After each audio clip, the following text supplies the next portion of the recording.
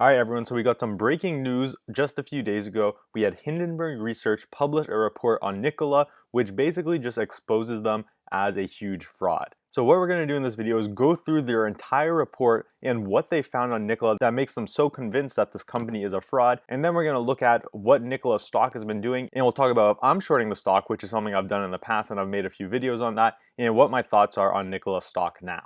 So here's the full report from Hindenburg Research. I'll put a link to this down in the description, and this is really the main finding of this entire report. We reveal why we believe Nikola is an intricate fraud built on dozens of lies over the course of its founder and executive chairman Trevor Milton's career. And so Nikola just entered an agreement with GM, and they partner to help develop Nikola's trucks. And so basically Hindenburg Research is saying Nikola basically conned GM by lying about what their business is actually capable of to get a partnership with one of the biggest auto manufacturers in the US. Alright, so the first part of this report we're going to go over, and probably one of the most well-known, is the company's video of the Nikola One in motion, which is basically their truck Nikola One, and they have a video of the truck driving on a road. Now, while this video seems normal at first, this company actually found out that where they filmed this video was actually a giant hill that was sloped at a pretty steep angle.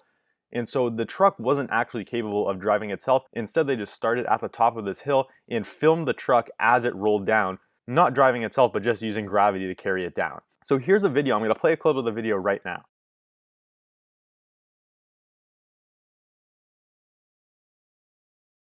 Now the background is just a huge desolate field, so there's no real clear sign of showing that this is a hill, but at one point of the video you see a stop sign, and even though the ground seems flat, the stop sign appears at an angle, which suggests that the cameras in this video are angled to make the ground seem flat. Now this company actually found the specific location where this video was filmed, and they figured out that it was a 2-mile long, perfectly straight stretch with enough slope to get a motorless truck rolling.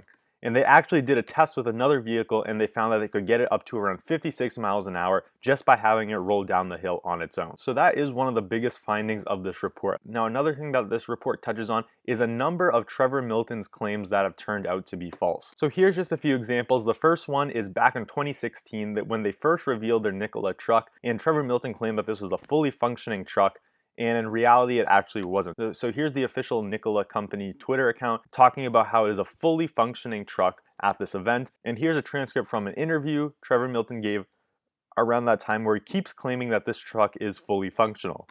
And then we find that Bloomberg later finds that the truck was not completed, and at that point Trevor Milton contradicts himself and says he never said it was completed, even though it's been documented multiple times. And then he threatened to sue Bloomberg, which is a pretty common theme for Trevor Milton. He seems to always turn to suing anyone who criticizes him or his company. Now here's another thing, that this truck was claimed to have hydrogen capabilities to run on hydrogen power, and they had H2 stenciled on the truck. Here's an image where it talks about how it's a hydrogen electric vehicle with zero emissions, even though this wasn't true. And not only could the truck not drive itself, it couldn't even power itself, so they had to snake up an electric cable through the ground to attach it to the truck to make it even appear like it could turn on and function. Now here's another claim from Trevor Milton, that Nikola's headquarters was actually completely off the grid, powered by 3.5 megawatts of solar that was installed of the roof of the headquarters, where we now have multiple reports and sources that there are absolutely no solar panels on Nikola's headquarter building. Or there's even satellite pictures where the roof is just bare, there's absolutely nothing on the roof. There's also incidences of Trevor Milton with this specific battery technology that he knew didn't work, and there were documented issues with why it wouldn't work, but he was still hyping up this technology as early as February of this year. And of course, like we all know, in June Nikola went public, and a huge amount of hype went into this company, which brought the share price from $10 all the way up to $60, a huge increase in just a number of weeks. He also made completely fictitious claims that Nikola produces no hydrogen at all, which again is false. Now here's a funny one, that Nikola's director of hydrogen production is actually Trevor Milton's brother, who before he was hired as the director was a worker that paved driveways. So not someone who seems like they have the type of experience to be a director of a public company. You also have other leaders of Nikola in prior work experience that doesn't really seem to match up with leading Nikola, like this other former one, which was manager of a golf club in Idaho. Now, something that Nikola shows off and touts out is their order book, how they have these huge amount of pre-orders, which shows there's a real demand for these products. But if you actually take a closer look at their orders, it's not really as much as it seems. Where just one example is a company called US Express, where if they actually fulfilled and paid for all the orders, it would be around $3.5 billion worth. But US Express, the company, only has around 1.3 million cash on their balance sheet. So this is an example of companies making all sorts of promises that they can't really keep, because US Express, there's no way they're ever going to go through with buying all of these vehicles they pre-ordered when they don't even have 1/100th of the cash that you would need to actually complete those orders. So that's really the story of this report by Hindenburg Research, and of course Nikola comes out with a response. In typical Trevor Milton fashion, Nikola threatens to sue Hindenburg Research after fraud accusations. So this is something that seems common among companies that don't want to answer any of the questions that these short sellers bring up. If you really are a legit company, why not just answer the questions that the research company is asking instead of not saying anything and threatening a lawsuit instead? Where Hindenburg actually welcomes the lawsuit because it'll give them a chance to see Nikola be forced to answer some of these questions if they actually decide to go to court. And of course, earlier this week, General Motors took an 11% stake in Nikola and said they would start working together to build electric pickup trucks and hydrogen tractor trailers. Now, that was before this report came out. So after this came out, GM said that they stood by the comments and they still believe in Nikola and they're still fully confident in them.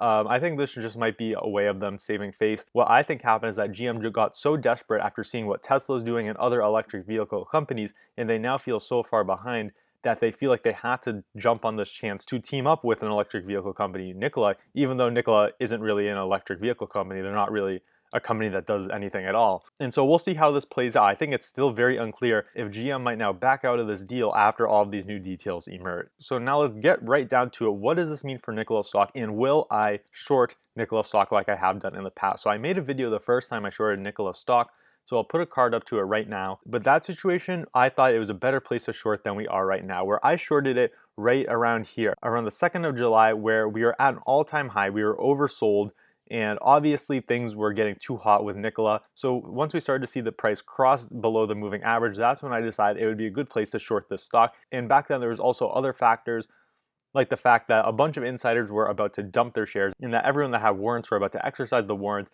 And so I thought the share price would go down a lot after that, and it did. Just in the next 2 or 3 days, it went down over 35%. And so that's where I closed my position right here on July 7th. But I think right now is really a different story, where Nikola's not at an all-time high. They've really been consolidating for the past couple of months.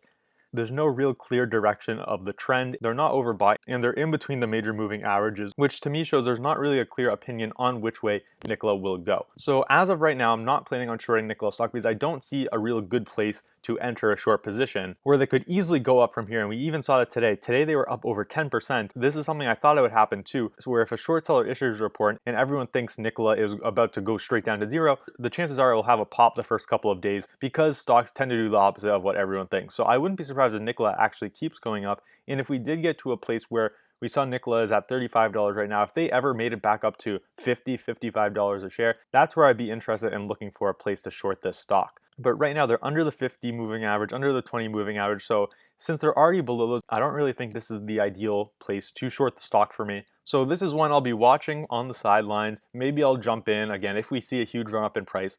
But things are definitely not looking good for Nikola stock right now. So what can you learn from this? What does this situation show about Nikola stock and other companies? Well, to me, it shows that you shouldn't be buying a stock that doesn't have a real product and that has an unhonest management team. When you buy a stock, you want the management team to be acting in the best interest of the shareholders. And that means someone that's honest and has a real direction they want to take the company in, where that's definitely not the case with Nikola, where Trevor Milton is constantly caught lying about what kind of products the company makes, the technology, and how far along they are in the production of these vehicles and trucks. And not only is the management team bad, the company doesn't really seem to have any sort of advantage, whether it comes to technology or to vehicles. So that's why I always stick to companies that have two things. The first thing is a moat, a sustainable advantage that will allow the company to grow their profits, and then a management team that's honest, that acts in the best interest of the shareholders. That's really the combo that you want. And this stock, Nikola, seems to really have neither of those, where the company doesn't really have any proprietary technology, and the management is about as untrustworthy as you can get. So that's what my opinion is. I'm staying far away from this stock.